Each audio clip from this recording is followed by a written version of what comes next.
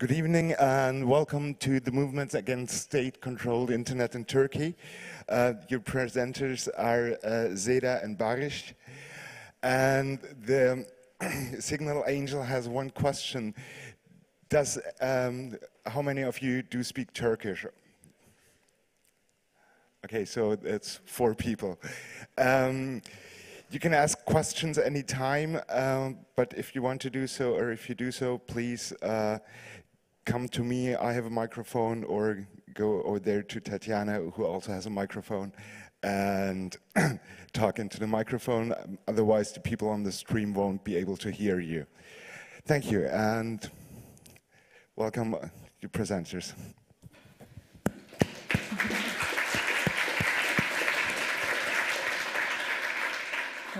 We'll go with the introduction. İyi akşamlar, guten Abend, good evening.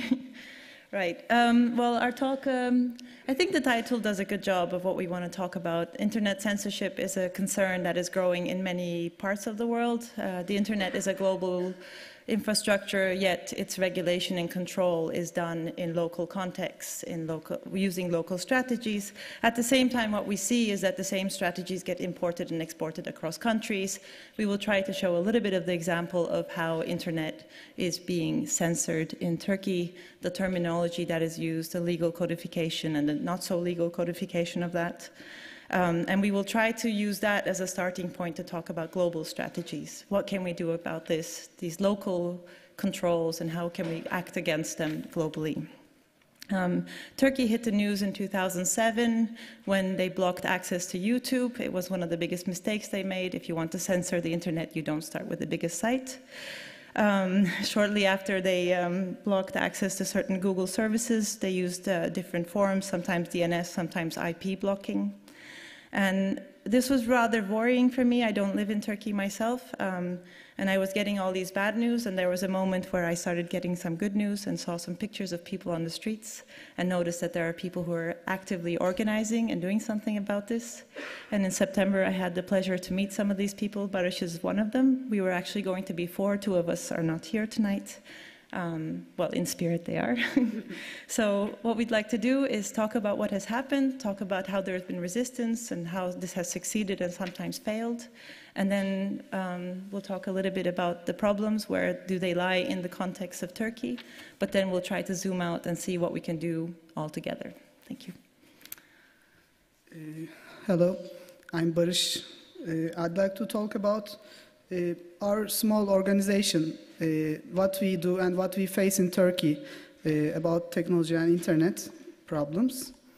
The outline is first who we are and what we do.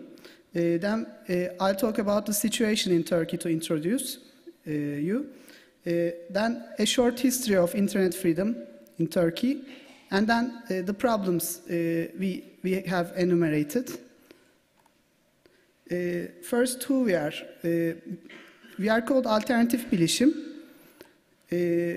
We are part of these movements, a small part of these movements. It's Alternative Informatics in English.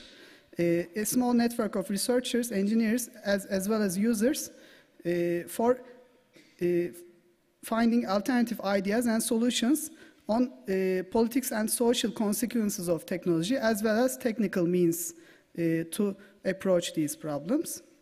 We are distributed to several web pages now. Some of them are blogs, some of them are Turkish and English content. I made bold 2 of them that contains English content. This is how we were founded. First was there I were working with some researchers about digital game culture, and they came up with this book on digital game industry and digital game reader that compared to traditional games, etc. And they went to more to new media in general, and Facebook, how it's used in practice in Turkey, and about hate speech and hate crimes in Turkey. especially nationalist ones.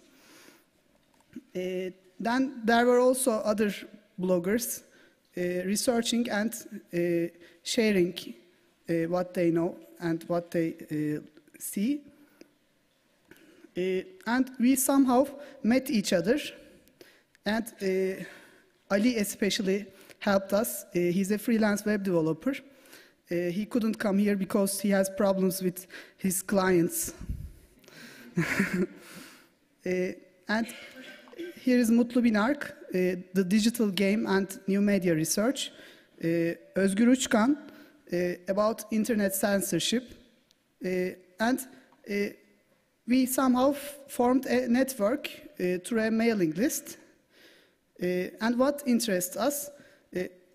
Freedom to online expression, freedom to access information, freedom to create, share online content, state control, online censorship surveillance, as well as free software, Creative Commons and copyright issues, and creative industries like digital games, and economy, politics, etc. But as far as we can go in that direction. We are now nearly 50 members. We communicate through our mailing list online. We communicate to participate in conferences, sometimes mass release. It changes. We publish statements on government policies sometimes. Then organize meetings to discuss some hot issues at times, and publish free ebooks whenever the content comes available. Here are some of the events that we participated in. The Internet Conference in Turkey. It's an annual conference that includes people from technical side, social side, sharing their papers in Turkey. In 15th of May, there was a mass rally, enormous mass rally, Don't Touch My Internet. We'll come to that later. We participated in the May Day in 2011. There was this Labor Start conference in which labor unions discuss how to use new media to organize themselves, to form networks. And there is also sometimes seminars or meetings about digital games. We are especially interested in game jams and such events that organize new communities of developers. And there was also this Alternative Media Festival, which was an alternative to some mainstream media, new media event that was commercial oriented. So I'll give some examples of what we did. For example, last year we made a street declaration to support WikiLeaks, and it was near the beginning of the foundation of association. We are nearly 1 year old. Next month we held a meeting to discuss WikiLeaks and ongoing events in Tunisia and especially Egypt then. And we shared ideas. Then from these ideas we wrote articles and collected them in an ebook, free ebook, which also included some translations and other articles at that time on the subject. And it's in Turkish, means Brave New Media, its name, and it's available for LaTeX and PDF download. Another issue was the Safe Internet decision. We'll talk about that. We participated in the rally. We made a statement and discussion against the decision. We was invited to the consequent quasi-governance, so to say, meeting. And we made a statement to expose the intentions of this meeting, as well as a statement against their next proposal, and looking at what did they modify and what did they imply. So here's an example of our statements on the second filter decision, discussing and criticizing it. You can find other English text on our websites. And also, we have to say that there are others. Most of them are somewhat spontaneously created, and they correspond to different periods of struggle, we may say. But there are many small initiatives for internet freedom. Now we came to the situation in Turkey. We have to say the two big milestones in Turkish history, near history, 1980 coup d'etat and 2002 when AKP came in power. And in both of these periods, the Kurdish problem was continuing and warring with PKK since 1984. Tens of thousands of people die in two sides, etc. The mainstream politics is divided between two poles, the conservative, represented by AKP, and secularism, represented by CHP.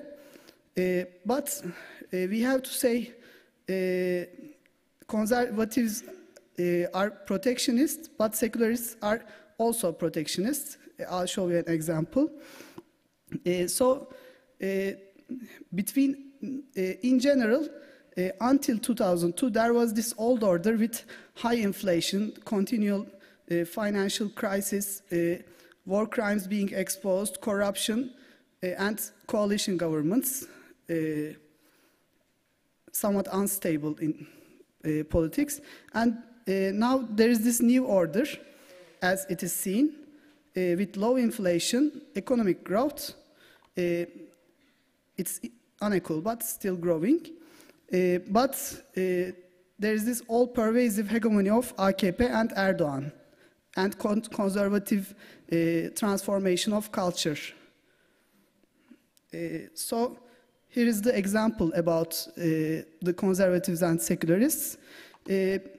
These are the categories for blocking websites, and conservatives came up with the first 7 categories, and the secularists did not oppose the censorship but added that 8th category, crimes against Atatürk.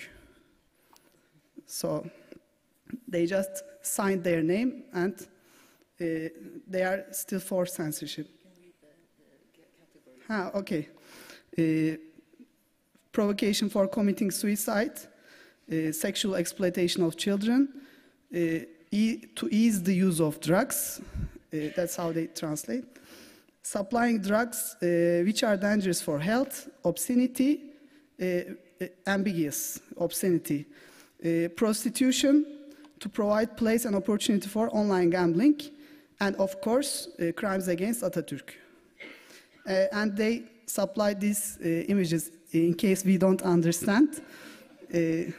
So, child abuse, material, and of course, crimes against Atatürk. So, we go on with the situation. We have to say that media, before new media, is traditionally censored, manipulated. They are used to that. The newspapers, TVs, owned by a few big corporations, holdings. And there is this Radio Television High Council, and they are fining anything they don't like, some images, some words from the media. If you use some words, you have to pay money afterwards, but it's unpredictable. For example, you can't say Kurdistan, but east of Turkey. You can't say police attacked, but intervened. Guerrilla, but terrorists. Not captive, but convict, like that. There are also some odd things, like pistol pointed to camera, or something against morality, or anything they come up with. And they don't warn before fining, and they can fine enormous amounts. So it's a constant threat for media. An example is this. Harakiri is a comic magazine, and it was fined 150,000 Turkish liras for making people making Turkish people, especially, adventurous and lazy. That's their justification. So they have some kind of sense of humor themselves. And harakiri, you know, it means suicide. So it was like a suicide, so the magazine closed down. Okay. Another example is Ahmet Şık, a journalist now in prison for attempting to write a book on Fethullah Gülen sect in police department, which is called Imam's Army. And the prosecutor, after arresting the author, tried to confiscate all digital copies of the book draft. It's draft because it's not published. They go to computers and they say, delete it from your email. Don't take pictures like that. However, it's leaked and it was published by, signed by many authors as an act of civil disobedience. Now you can find this book everywhere. So some strange things happen. About telecom situation, there is Türk Telekom, the single phone company. It was state institution, but it was privatized, and it owns all ADSL infrastructure. There is an authority, and so-called independent authority, on information and communication technology for regulating and controlling the telecom sector. But sector may include customers, which are citizens. We'll come to that. This is their website, the Turkish abbreviation BTK, safer internet, blocking, etc. And this is the presidency about internet. They just have 2 announcements, and that page for denouncing websites on 8 categories.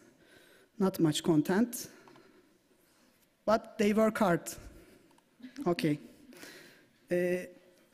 Now we come to a short history of internet freedom. Firstly, there are 3 periods. The first period was they used blocking by court orders as a precaution. In the second period, they additionally could use administrative decision for blocking websites. And in 2011, there came this safer internet service, which is Filter. We have to say those in power are never content with the current censorship mechanisms, so they always introduce new ones, and they just want to block anything without any paperwork and without any effort, just by a click, and having to report no one. And all these mechanisms, of course, work separately like backups. The first period, there was something to remember earlier when they attempted to enforce press law on the internet. Because if you have a magazine, you have to bring its hard copies to apply for it. So if you have an internet web page, you should also print its hard copies when you are updating your web page and apply to the government institution. Of course, it was nonsense. It couldn't be applied. But even the fact that it was put forward is telling. And until 2007, the existing laws was used to block websites through court decisions as a precaution. And this included websites like WordPress and YouTube. Just because of one page of content, whole domain is blocked as a precaution. And as a result, everyone gained practical knowledge to change DNS and use web proxies when needed.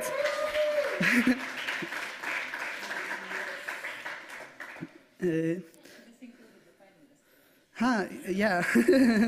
There's an interesting statement by the Prime Minister Erdogan. He said, I'm using YouTube, why don't you? When it was blocked.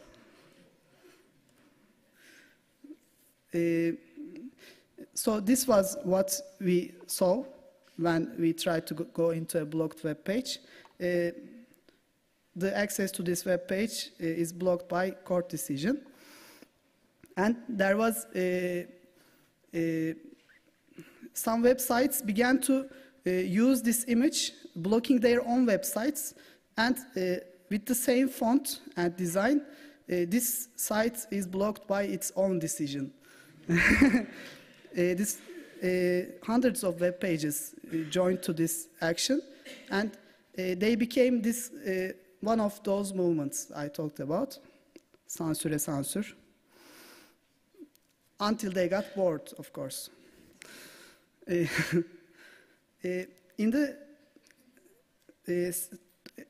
For the second period, firstly, they made preparation using news propaganda to create moral panic on child abuse, child pornography, which is a non-problem, but it became a problem through media manipulation.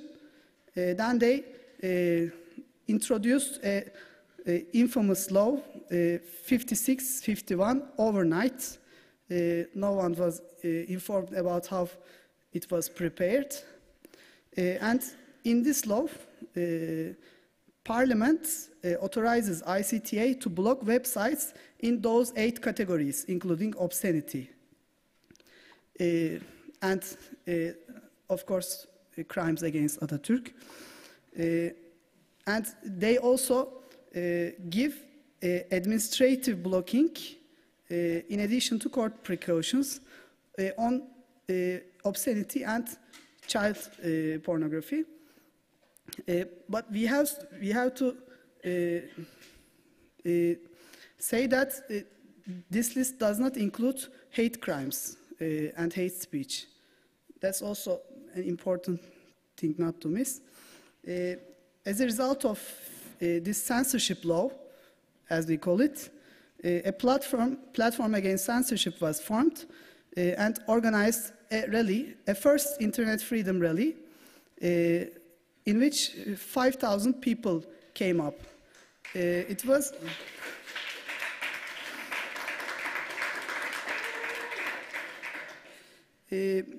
people usually rallied, but not as cheerful as this one. This was something new. As you can see, the images and slogans that was used. Then,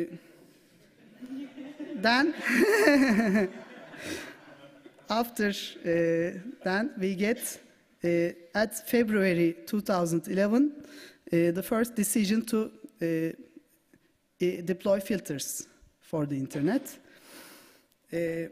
But we didn't know until a few months later when a journalist found it out and exposed it. And after that, there was an enormous reaction. Okay, we'll come to that. First, what is filter? It's called Safe Internet Service. ICTA made a decision to force ISPs to deploy filters free from charge under profiles, standard, domestic, child, family. These 4 profiles for all internet users in Turkey. And also it authorized itself to fully determine the content of these filters. If you don't want to use a filter, they say, okay, you use the standard profile. But that was suspicious, because if I don't want to use the filter, why is it a profile? And we interpreted it as being a mandatory filter. You always have to be inside a profile, which means that terms of that profile can change in the future. because it's something called a name by the state. And as a result, the second censorship law created an enormous reaction. Somebody opened a Facebook event, and 600,000 people attended virtually, and 60,000 people attended really in Istanbul, and also hundreds of people in tens of other cities. So it was really a spontaneous reaction, a one-time reaction, but nevertheless, you can see this one in Istanbul, Istiklal Street full of people, and you can see the attitude changed a bit.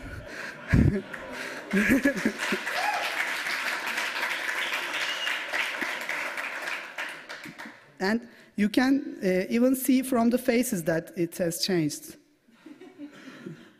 People get angry now. Now we are angry.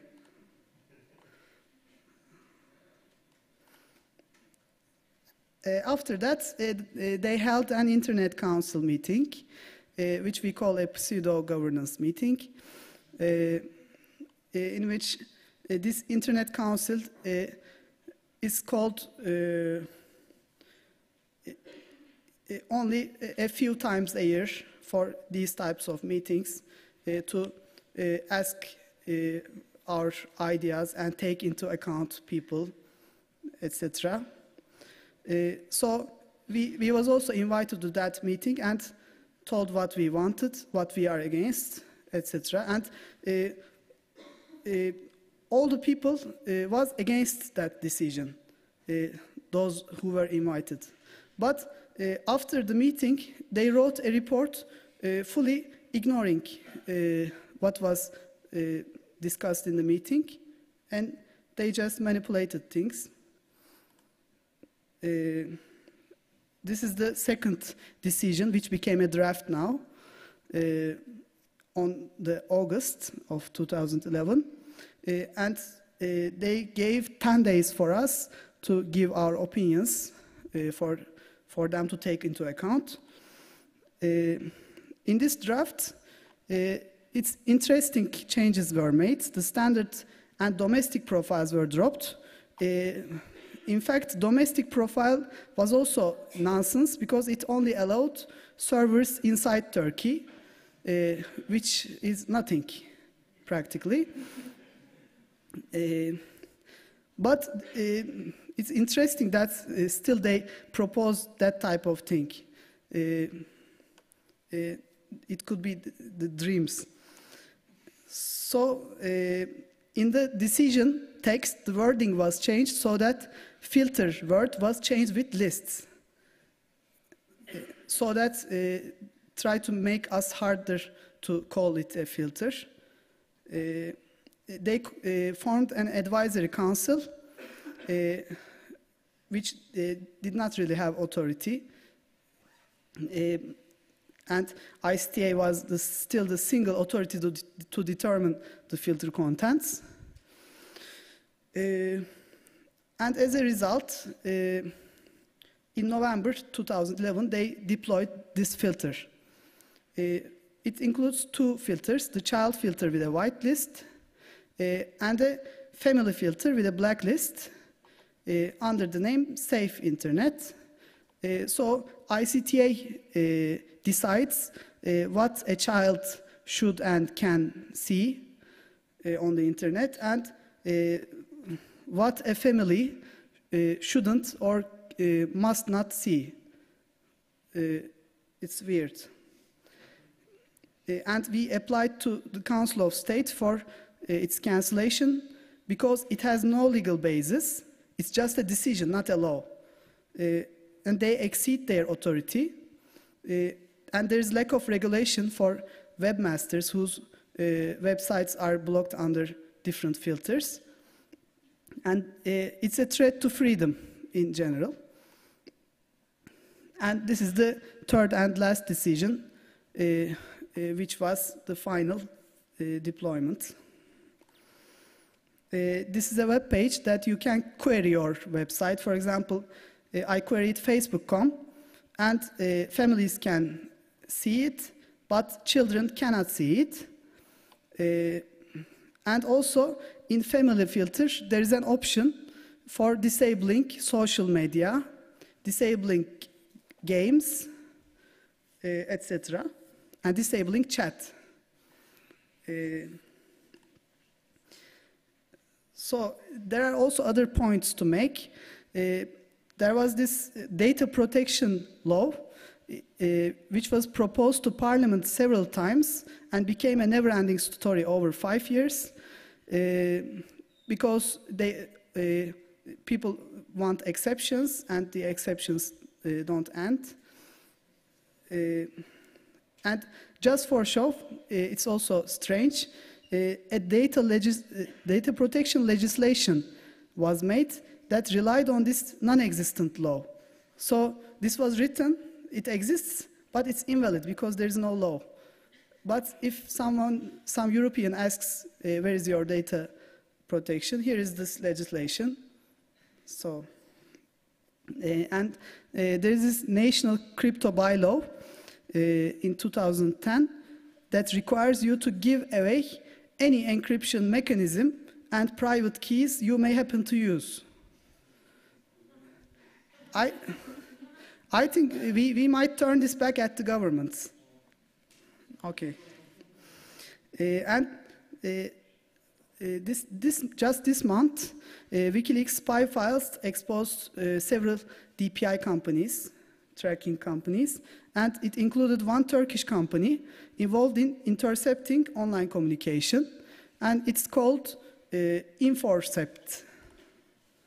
Here's their website. And after this exposure, they put on their website a statement, we are 100% Turkish, we are not foreign, etc., as a defense. So they are national protection. Then sometime later, the web page turned into English and the statement was removed. Then there is this National Network Tracking Center, a secret project by ICTA with a company C2 Tech, and they cooperate at least with Microsoft, that we somehow know. We made an information request to ICTA about DPI technologies, and it was denied because it was outside the limits of our right to know. So it's government secret. We do it, but we don't tell you. And this is the company, Deep Packet Inspection, lawful interception. That's it. And it's also interesting, a document where an attorney general is requesting from court tracking and recording of emails and MSN of someone through ICTA, some program. I showed you the web page of ICTA, you remember? Okay. Now the problems that we see related to internet freedom. First is the democratic legal process, telecom ownership state, the culture on technology, Linux being contained in official discourse, political culture, education for jobs. Firstly, the problem is with how laws are made and how they are enforced. Practically everyone is excluded from this process, except some NGOs that are not really NGOs anymore. Political action, oppositional political action is punished in general. You remember the journalist, writer. No one trusts in the judiciary system except members of the party in power. They have this de facto authority based on ideology and not on lawful justice. So they rely on this pride of Turkishness, national things. And information is manipulated, and independent media is punished as well. So this is the most important central problem. Secondly, the one with telecom ownership of the infrastructure. Türk Telekom practically monopolizes the internet's infrastructure. It was privatized in 2005, sold mostly to Saudi owners. There was a workers' strike at 2007 that, after the effects of privatization, of course, that triggered a debate on government support on this monopoly, because a monopoly is more easily controlled by states. It's prone to state control. And there's also this problem for net neutrality, because they are not just infrastructure, but they are offering services in several domains with their companies. So that's also part of ownership problem. Thirdly, the culture is, in general, a consumerist relation to technology due to aggressive marketing of gadgets through advertisements, and usually their standard uses for entertainment or status symbols, etc., which creates a superficial relation to technology, and there's a lack of motivation to have real control over the gadgets using their real power, which I think changes in times of crisis, as we saw in Tunisia and Egypt. But we have to be prepared. Third is Linux being inside official discourse. We can think that Linux promoters could serve as an alternative culture on technology, using its potential, but usually the people fear to participate in politics and only target Microsoft, etc., a professional position instead of a political one. And as a result, it's now officially integrated into national pride and national security discourse. You can see Pardus. It is a Turkish Linux distribution. And the team is located inside the most high security base in Turkish state. So that's gone. Fifth problem is political culture, the opposition movements, especially leftist and Kurdish movements. They are trying to create a third front against the usual polarization of mainstream politics. Of course, they can communicate and organize on the internet, but they have their traditions and their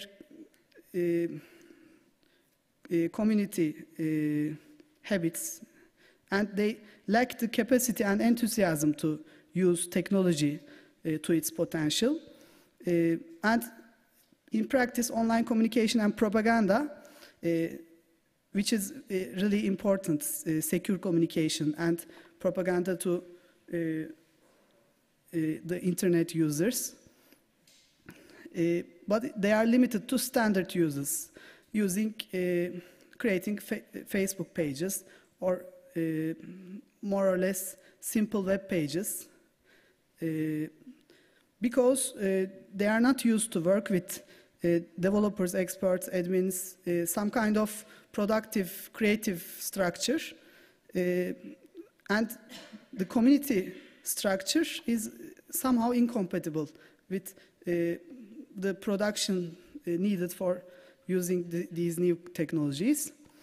And sixth, and the last thing we say is the education for jobs. as it's becoming. In fact, education is praised by families. Technical knowledge is praised by society in general. But somehow students feel indebted to family and society, and upon graduation they become a white-collar worker, fully dedicating herself to her company and job, and as far as the economy is also growing. And somehow jobs become the center of education, and universities abandon spaces for shared creativity. They turn into technical schools for jobs because families are demanding education for jobs, and schools are supplying for their demand. There are several private universities. They use billboards, advertisements. And as a result, technical knowledge still remains to be owned by a small minority, while the majority expects to use it without in-depth knowledge. So we supposed to know, and they just supposed to use. Now we come to the final part. Yeah, so thank you. Yeah.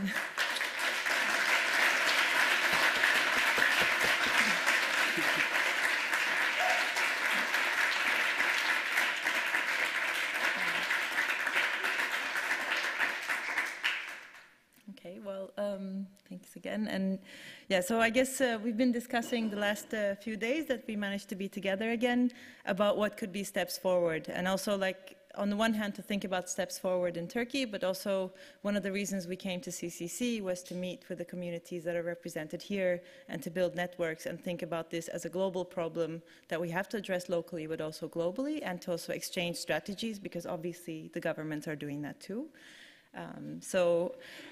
Here's some ideas, and actually there are other questions to you, either during the discussion session or afterwards. We'll also be here the next few days.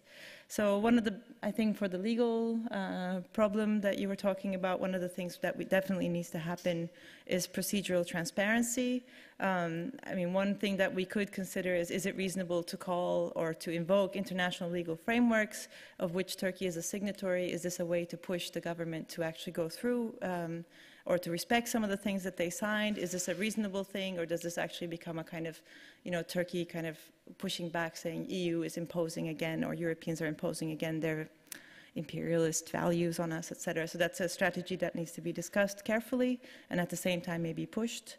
And other forces that, a lot of the work that you guys are doing in Özgür Uçkan and Yaman Akdeniz of asking for legal procedures to be done properly and also transparently. I think those are the local ways of going about this. There's the question of civil society participation. I think that's often a double-edged thing. On the one hand, what happens if civil society participates in making the new list or the new filter? I mean, is this the direction we want to go? Or how should we actually negotiate the terms of participation, especially because participation usually means somebody invites and you go on their terms? Then there's the question of what kind of fundamental rights should we be articulating? Should there be a fundamental right to access to information? Or should there be fundamental limitations with respect to, let's say, deep package inspection or filtering? Like, is that the kind of demands that we should be making, and how should these be articulated?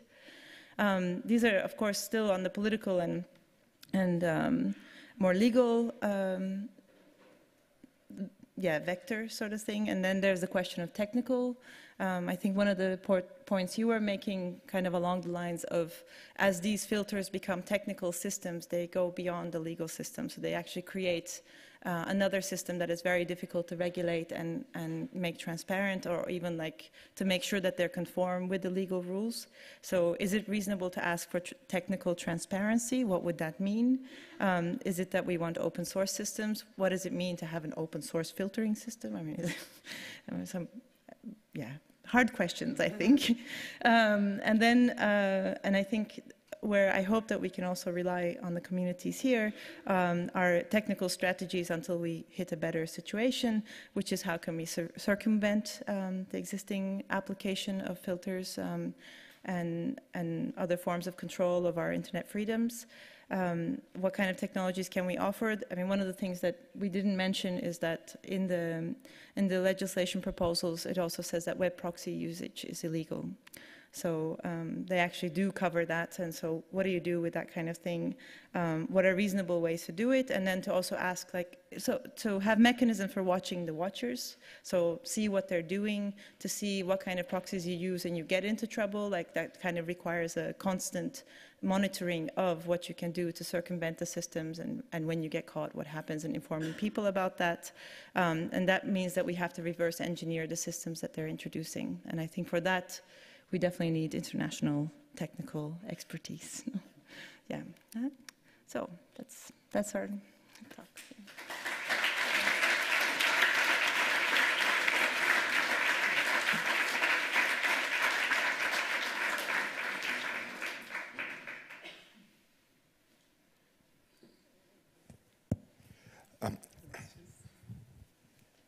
Oh, that was quick. My name is Marietje. I'm a member of the European Parliament working on internet freedom, but also foreign policy, including enlargement, and so Turkey. And I thought it was interesting in terms of what you said about invoking international treaties to keep Turkey to promises, and then you mentioned perhaps there would be a counter-argument of so-called European colonialism. Or something of that nature. I think you said something like that. Yeah, they come up with words all the time. Yes, and I think it's important not to fall into that trap. I think you can always hold governments to their own commitments, and that's important, and Turkey has made plenty of those commitments internationally, which it's bound by. And the EU accession process is, of course, not imposed on Turkey, perhaps on the contrary, many Europeans would say. And about 6 months ago, I asked a question to the European Commission whether we should consider internet freedom as one of the accession criteria. Because at the time that these accession criteria were made, internet freedom was not yet such an issue, but free speech, press freedom, human rights, rule of law, of course, are. And the Commission confirmed that indeed internet freedom is an accession criterion. So perhaps this community can use that as an argument.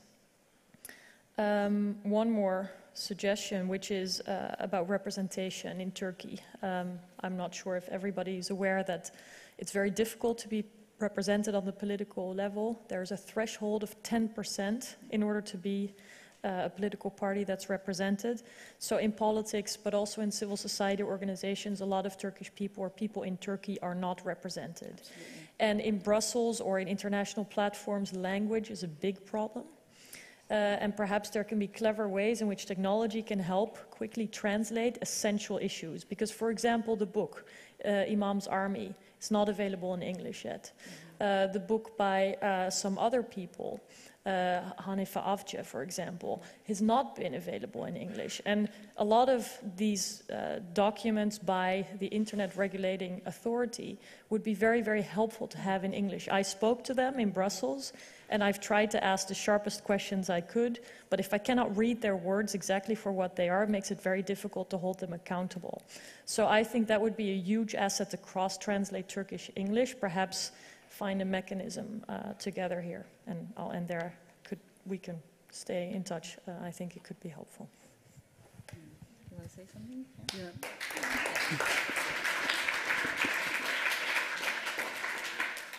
Yeah. I think European imperialism is more of an ideological manipulation to keep people content than an argument. And the fact that there are no translations, it seems that it was successful, and we have to fight it.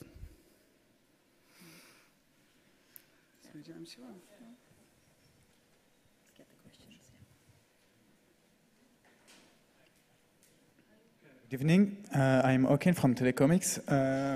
First, I want to state that you're doing a really great job fighting this censorship system. And I want to add 2 points. You talk about if people must have access to information.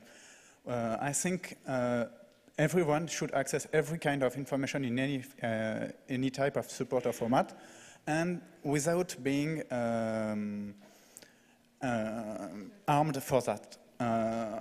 You cannot ask to the Turkish government to let you access to every kind of information if they're gonna monitor you and just logs what you're doing and when you're going to check on Facebook, etc. So that's the first point. And the second point, you can ask, you must ask for having the exact criteria of a blacklist, of a blacklisting of a website. You must know which websites are blocked and why they are blocked. And I think you should continue on this path and ask them and force them to have all those data. And I just want to add you, if you want help or if you want to discuss with problem, we have a table here. We've got IRC support, so you're welcome.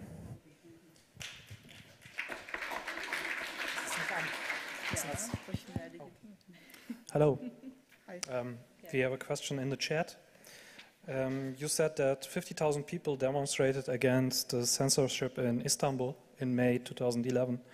As far as I remember, he says, this was not transported into German media, and as far as I know, in no other media as well.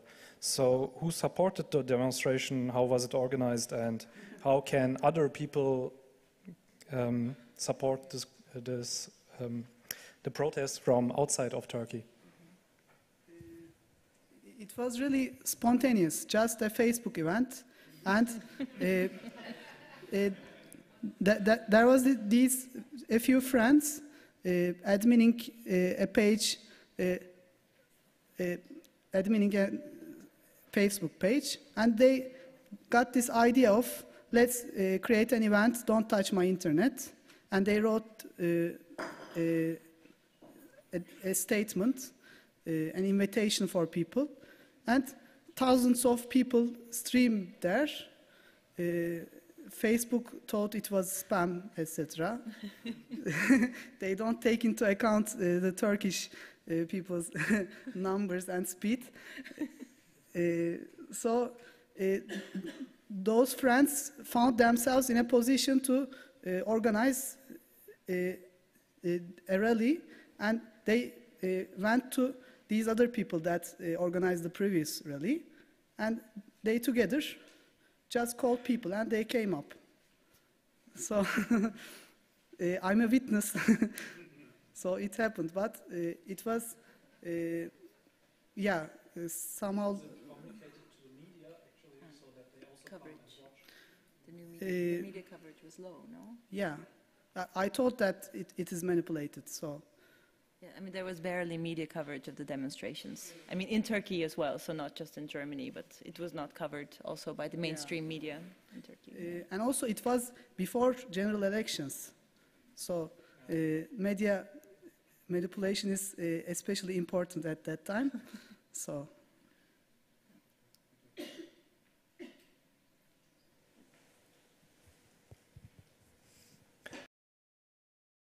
First, I want to congratulate you to your activities in Turkey. It's a very good thing in my eyes.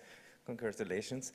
My origins are from Iran. I came back there 2 weeks ago for a visit, and I saw there a system which is much more worse than what you have in Turkey, but I think it's only to shift the ruler on the one or on the other side. And the one thing I think you can do is to enforce your people to use more and more the internet communication in the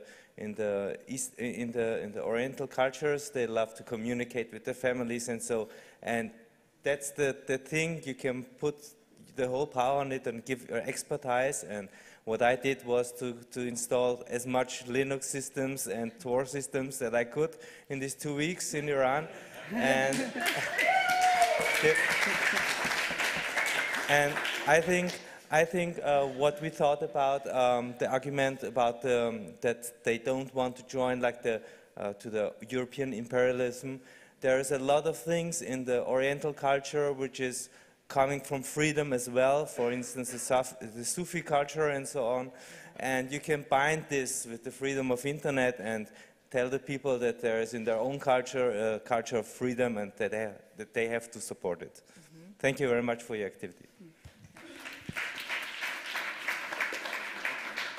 we must be more internationalist. Hello. Just two practical observations. First of all, publishing blacklists is always a bestseller. It was when it was just the index of the Roman Catholic Church. It was like the first book catalog, and it was also when WikiLeaks published the blacklist of the Australian government. So if you have a way to get it out, then that's sure to be recognized, and they will get a lot of media attention. But that also, the problem is how to get them out without being criminalized. And that's a very, very problematic situation, because every activist faces. And when we look to Europe, it's not only Turkey or Iran, it's also the activists in Europe. Because the fundamental rights we fought on a very basic real-life level have not yet found their way into the internet culture, and especially not in the minds of the politicians who make the decisions now and see what they are doing years later. Thank you.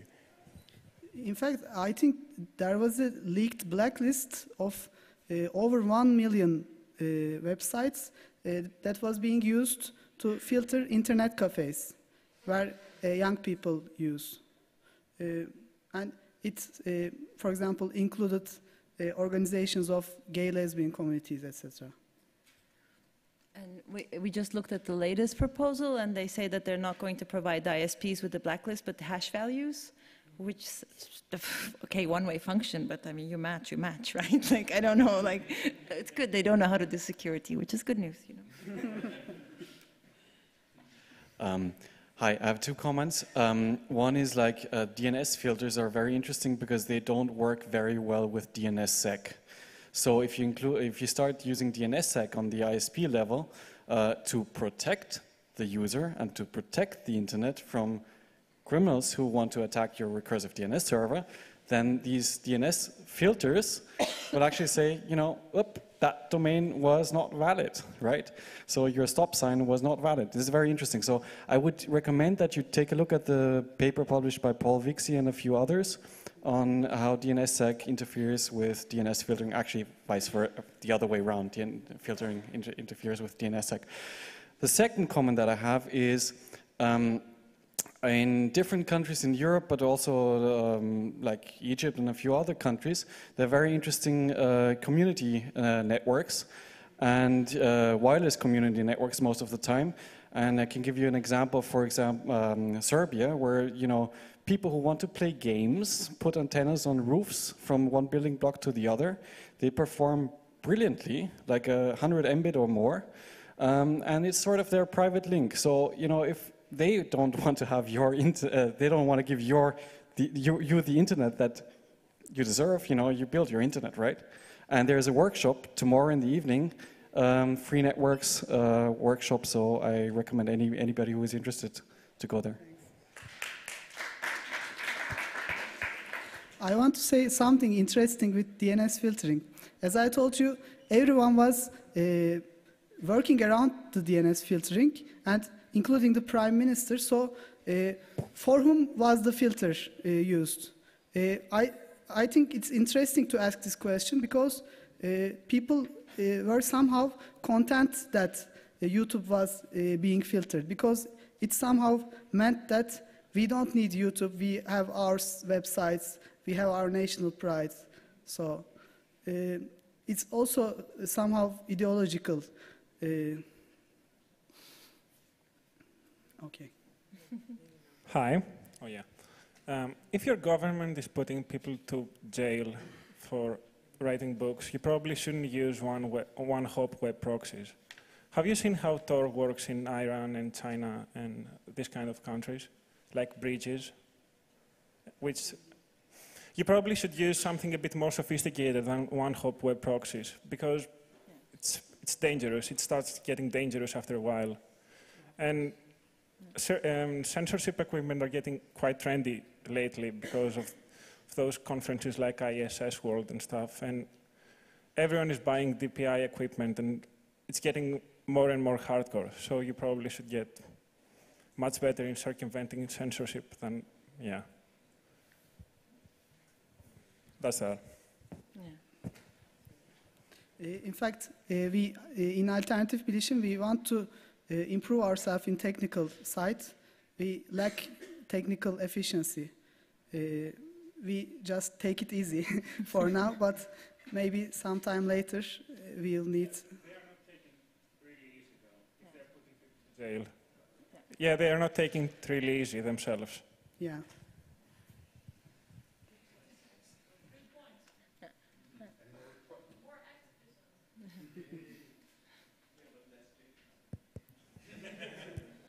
Any more questions? So I see no more. I mean, maybe just a comment on all of that. I think, I mean, there are so many elements to all of this. I think on the one hand, we definitely need like more civil society organizations. I mean, Alternative Bilişim is something people are doing on their free time, and I think those are always the best projects and all that. But it does mean, you know, it does mean that those people get depleted and burnt out eventually. I think that goes to almost all the comments that are made. You know, even the translation thing. I mean, a lot of people can do this on their own time, and I think there's maybe ways of doing it more efficiently by creating a community for translations and stuff like this. And maybe we should work on those. Excuse me? Wikibooks. Okay, yeah. Of course.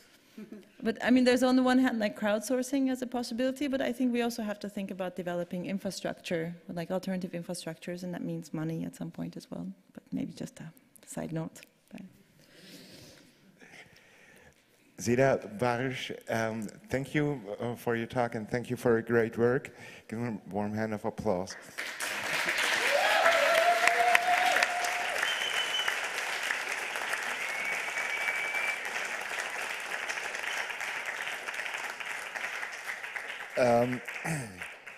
The next talk in this room will be at 8:30. It's going to be Bug Planet, also on surveillance industry and countries acting. And another announcement.